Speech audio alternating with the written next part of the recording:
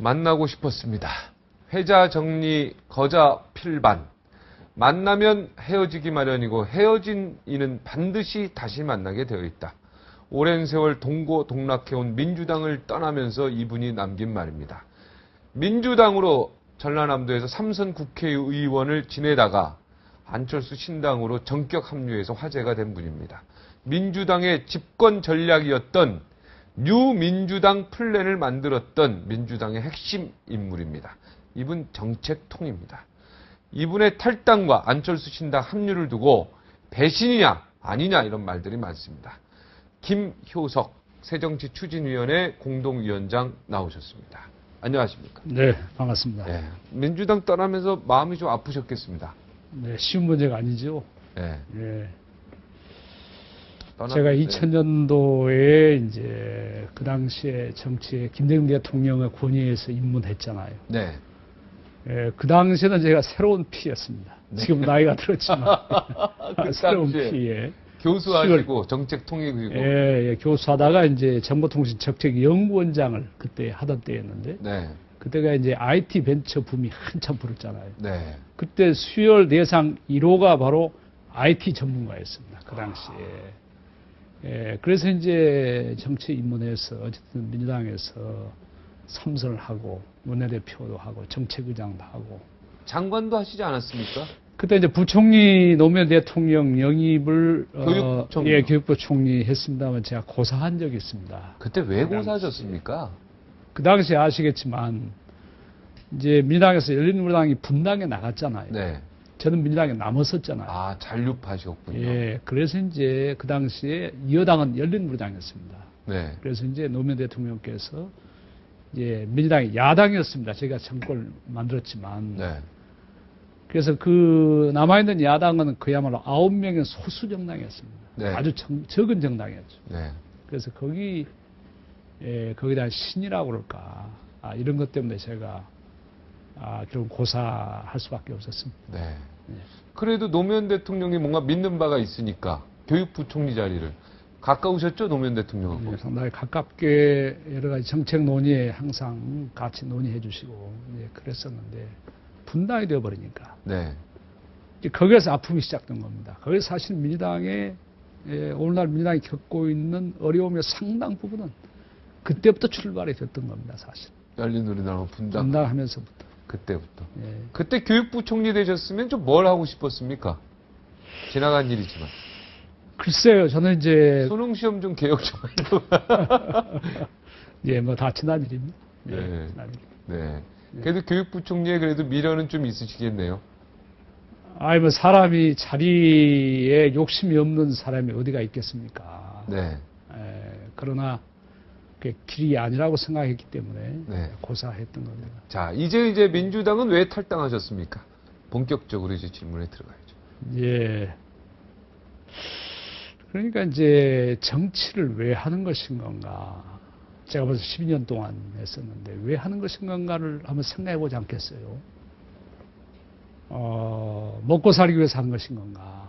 그게 이제 막스 웨버라는 사람이 소명으로서 정치란 책이 있잖아요. 네. 저도 이제 정치를 하면서 왜 제가 정치를 해야 되고 뭘 해야 되는 것인가? 그게 답이 있는 거 아니겠어요? 이제 거기에 보면 정치 유형이 두 가지가 나와요. 정치를 위해서 하는 정치가 있고 정치에 의한 정치를 하는 사람이 있어요, 이게. 네. 그래서 결국은 정치라는 게 정치인이 가야 될 길이라는 것은 국민들에게 희망을 주는 길을 가는 것이 옳다. 저는 그렇게 봅니다. 희망이 가는.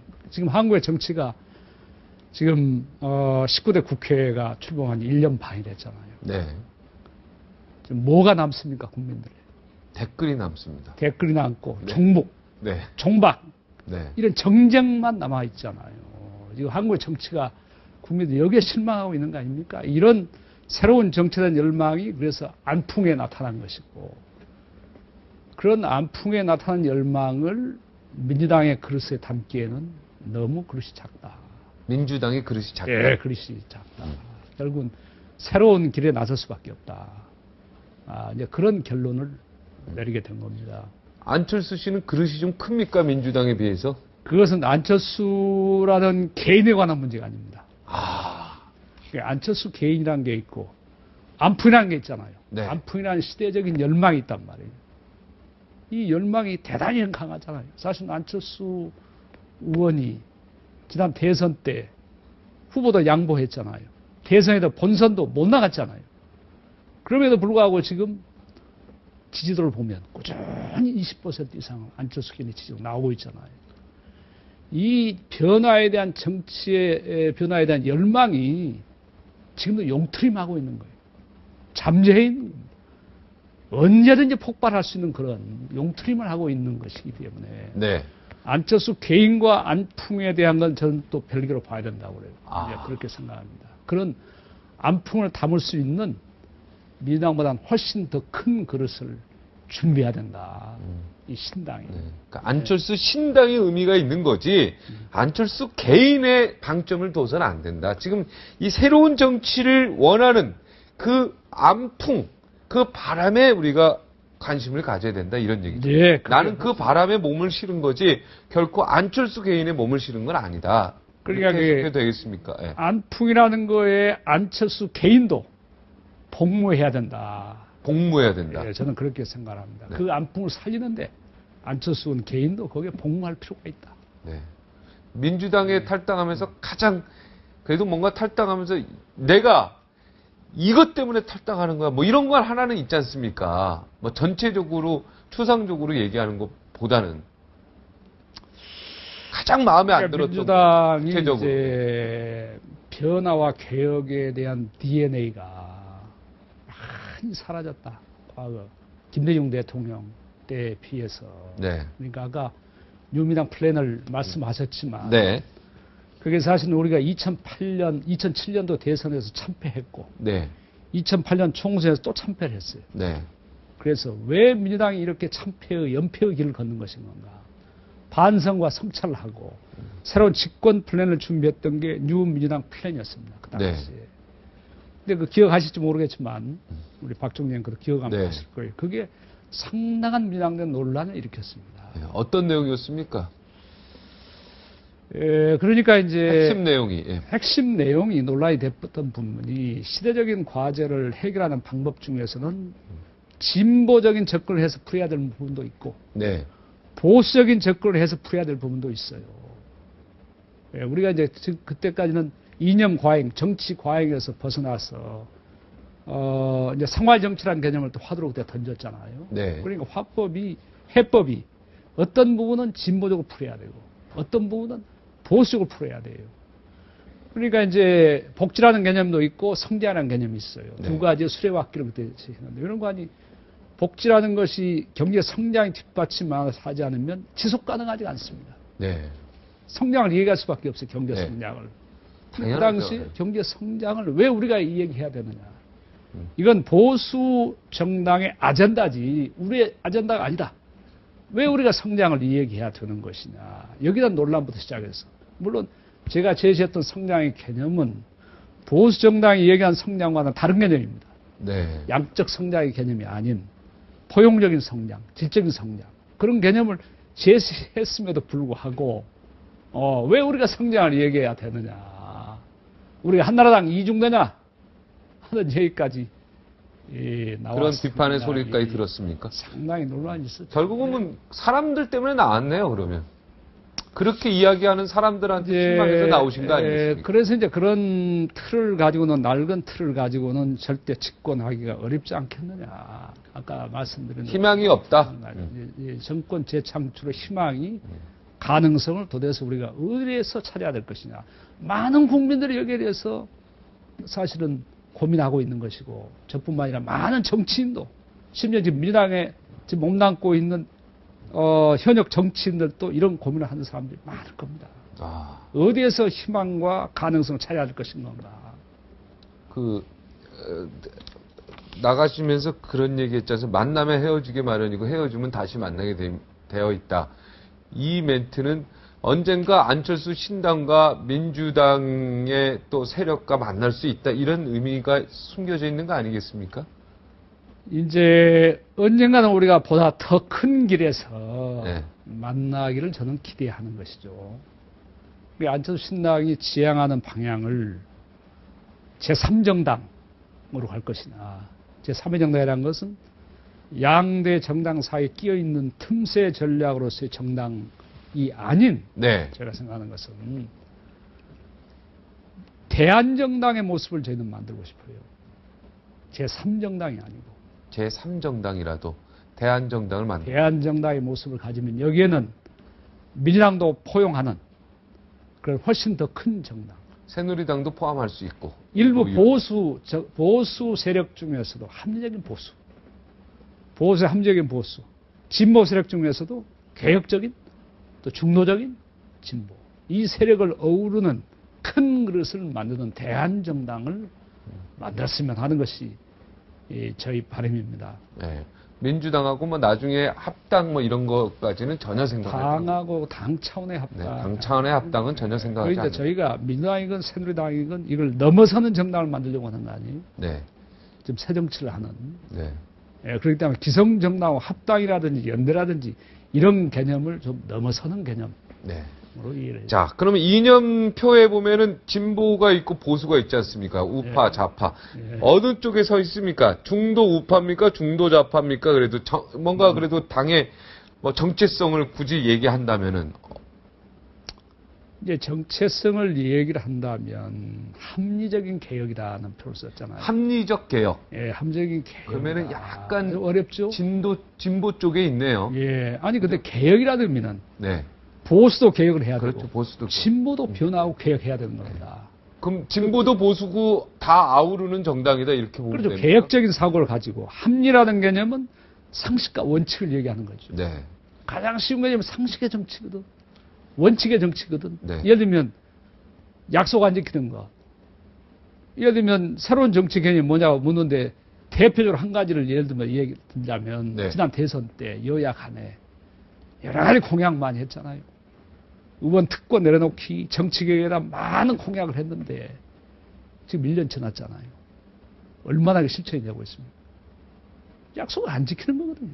아무리 좋은 공약 내놓고 해도 무슨 소용이 있습니까? 약속을 안 지키면. 그럼 박근혜 대통령의 신뢰 원칙 정치 이거 굉장히 좋은 거네. 박근혜 대통령을 그 신뢰 정치, 원칙 정치 여기에 굉장히 지금 근데 이제 칭찬해야 박근혜 되네요, 그러면. 대통령이 사실 국민들이 표를 줄 때는 다른 정치보다는 신뢰 있는 정치인이라고 생각해서 표를 그때 주었잖아요.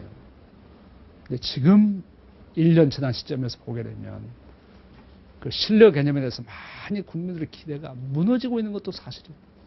무너지고 있는 것도. 그게 참 아쉬운 점이에요. 네. 예. 박근혜 대통령이 지지 기반이 탄탄하잖아요. 그런 탄탄 지지 기반을 가지고 좀 여유 있게 야당을 국정 파트너로 해서 훨씬 큰 통합 정치를 할 수 있는 여건이 만들어진 분인데 왜 저렇게 하는지 참 답답한 점이 있습니다. 신당은 언제쯤 만들어질 것 같습니까? 답답해요. 저도 그거 신당 뭐 만들어진다는 기사는 엄청 나오는데. 이제 신당은 만들게 될 겁니다. 만들게 되는데 만들게 예, 됩니다. 너무 시간이 많이 걸리는 것 같아요. 시간은 그렇게 오래 걸리지 않습니다. 네. 이제 우리가 급조된 정당은 만들 생각은 없고요. 네. 차분하게 네. 정말 이 국민들이 원하는 그게 뭔가 정치 변화의 열망이 무엇인가를 잘 정리해내야 될 거 아니에요. 지금 오늘 또 여론조사 보니까 여론조사 30% 넘었어요. 네. 굉장히 저희가 책임이 무겁습니다. 어깨가 무거워요. 그 조사를 보면. 지방선거 전에는 만들겠죠? 지방선거 전에 창당을 꼭 할 것인지 아니면 창준위를 만들 것인지 창당 준비위원회를 만들어도 중앙선관위에 정당으로서 등록이 가능합니다. 네. 그러니까 이제 우리가 준비되는 걸 봐가면서 그렇게 해서 이제 그때 결정하게 될 겁니다. 네. 좀 안철수 씨는 몇 번 만났습니까?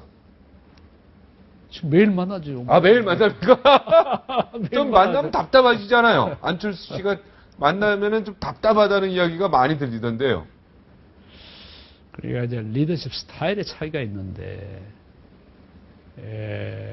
안철수 의원이 답답하다는 의미는 무슨 말인지 제가 충분히 이해를 합니다. 네. 시원시원하게 기존 정치는 막 지르고 나가야 되는데 굉장히 신중한 분이에요. 모든 면에서 신중하기 때문에 말 한마디 하도록 굉장히 신중하게 하고 그런 부분들이 좀 답답하게 느끼실 겁니다만 또 같이 스타일을 이해하고 익숙해지면 네. 하나도 답답하지 않습니다. 아, 익숙해지면요. 그동안 정치 지도자들하고 많이 만나고, 네, 굵직굵직한 물론 DJ뿐만 아니라 여러 정치 지도자를 봤지 않습니까? 안철수 의원이 그 정치 지도자 감이 되겠습니까?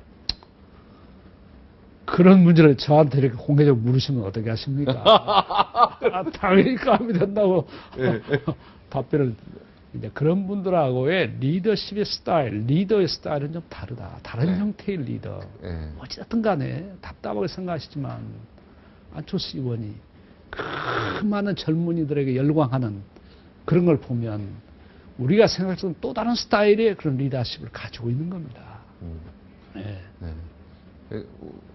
대중이 열광하기 때문에 또 다른 그러니까 과거의 전통적인 카리스마적인 네. 그런 수직적인 그런 리더십하고 다른 수평적인 그런 면에서 또 다른 리더십이 또 있기 때문에 네. 예. 구두쇠라는 소문도 있는데요. 돈도 좀 안 써준다 뭐 이런 그건 소문. 제가 거래를 안 해봐 잘 모르겠습니다. 아, 거래를 안 해. 밥은 어때요? 연금 받으시니까 연금으로 쓰시는 거죠? 밥 같이 먹으면요. 아, 밥같이 먹으면 당연히 더치페이 합니까? 아니, 안철수 의원이 당연히 사죠. 아, 안철수 의원이 당연히 네, 알겠습니다. 아, 그러면 아직 뭐 시기나 뭐 이런 것도 창당준비위원회인지 창당인지 그것도 지방선거 이전에 네. 확정이 되지도 않고, 네. 네. 하여튼 뭐, 그러면 이번 지방선거에 좀 생각이 있으십니까? 아, 예, 제가요? 예, 예, 제가 이제 자꾸 언론에서 이제 지방선거용으로 공동위원장을 내세운 거 아니냐 이런 네. 얘기를 말씀을 하시는데 저희가 나선 것이 이미 제가 이 길에 나서겠다고 생각한 결심한 건 꽤 오래됐습니다. 아, 예. 오래됐고 이런 일을 한번 해보기 위해서 지금 나서는 것이지 지방선거를 하기 위해서 이래 나선 건 아니잖아요. 지금은 어떻게 이런 새로운 정치단 변화 열망을 잘 만들어서 집을 잘 만들어내느냐에 지금 전념하고 있습니다. 네. 지방선거 나설 생각은 없으시고. 지금 현재로서 생각할 여력이 없습니다. 네. 예, 그러나 정치라는 게 생물이기 때문에 네. 상황이 어떻게 바뀌어서 또 안철수 신당의 그런 바람을 살려나가기 위해서 어떻게 해야 될 것인가 하는 건 그때 고민해야 될 네. 문제라고 생각합니다. 네. 꼭 하고 싶은 멘트 있으시면 1분 더 드리겠습니다. 아니, 뭐 충분히 말씀 나눴습니다. 아, 많았으니까. 건강하시고요. 예. 예. 그 새정치. 예. 아, 새정치가 정확히 뭔지, 하여튼 뭐 합리적인 보수와, 네. 그것은 개혁적인. 예, 새정치에 관한 개념들을 저희가 이제 TF를 만들어서 네. 지금 작업을 시작합니다. 네. 그래서 가까운 시일 내에 네. 새정치란 말이 도대체 뭐냐 애매모호하다. 네. 잘 알고 있습니다. 네. 뭘 10명한테 물어보면 10명이 다 답이 다른 답을 얘기할 거예요. 네. 이걸 좀 쉽게 국민들에게 정리해서 내놓겠습니다. 네. 좀 시원시원한 신당이 됐으면 좋겠습니다. 아우, 답답하면 힘들어요. 예, 감사합니다. 노력하겠습니다. 네, 감사합니다. 예.